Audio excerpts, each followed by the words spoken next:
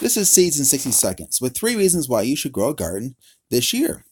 Number 1 reason is for food security and stretching your food budget. With so many people concerned about EMP attack, the cyber hack of the power grid, the budget not being passed and causing food stamps to falter and not have money for food stamps in our local government budgets.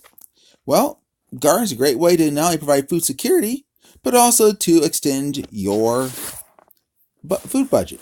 I was just Googling stuff here about the victory gardens of World War II and came out some interesting stuff I'd like to show you all. First off, on Google shows a lot. There's historical vintage posters. One says War Gardens for Victory. Grow vitamins at your kitchen door. Another one says your victory garden counts more than ever. Plant a victory garden. Our food is fighting. A garden will make your rations go further. Dig in for victory. Plant a victory garden. Here's pictures people buying seeds. Here's one. Plant a victory garden. Plant a garden for victory. Uncle Sam says garden. Here's one. Of course I can. Over here's a family planting a victory garden here, raising pole beans on some sticks here, raising squash and other stuff here. Now, in the event of an EMP attack, you have a problem with the electricity grid going down. Electricity grid goes down, you're going to have no gas stations functioning. No gas stations functioning means you're not going to have trucking. Now, I worked at a grocery store some years back, and we had produce coming in every single night. We only had a day and a half supply of food in the store. With an EMP attack, a day and a half, the stores, even major stores, would be out of food. Cyber grid gets hacked, same thing.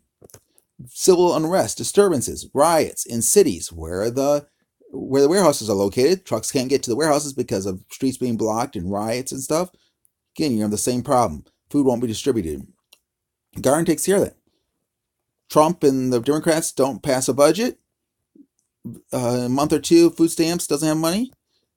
In the spring, if you have a garden planted, you might be able to help stretch out your food supply. Victory Gardens provided America a lot of food during World War II and helped a lot of the society. It's a big aspect of food security. It's raising your own food. Food security is important because historically speaking, attacking food was always a thing a lot of socialists did. If you just Google it, here's evidence. There's an article talking about the deliberate starvation of the peasants in Ukraine. Socialism has always used, the left has always used starvation as a tactic to kill. Here's a quote from off the Atlantic Journal about a general who said, "Kill every buffalo you can. Every buffalo dead is an Indian gone." The U.S. government had a policy of actually deliberately killing as many buffalo and just let them rot as possible to try to starve the Indians so they could not function and survive without government assistance. Without government assistance, they knew they couldn't fight because they'd starve to death. So control of food and eliminating food has always been a tactic of oftentimes of socialism, as you saw in Ukraine. So planting a garden is a great way to make sure you have food security. You're not relying on a very fragile food delivery system. The other issue is nutrition. Here's an example of a carrot called Black Nebula. It's a high in anthocyanin, extremely healthy carrot. I'm gonna raise these this year in my garden. I can't buy these in the store. You can raise a better quality food, more nutritious food than you can in the store. This is offered by Baker Creek Seeds. I'm not connected with them, but I'm planning on raising this by this year because it's more nutritious. I can't get food that nutritious in the store.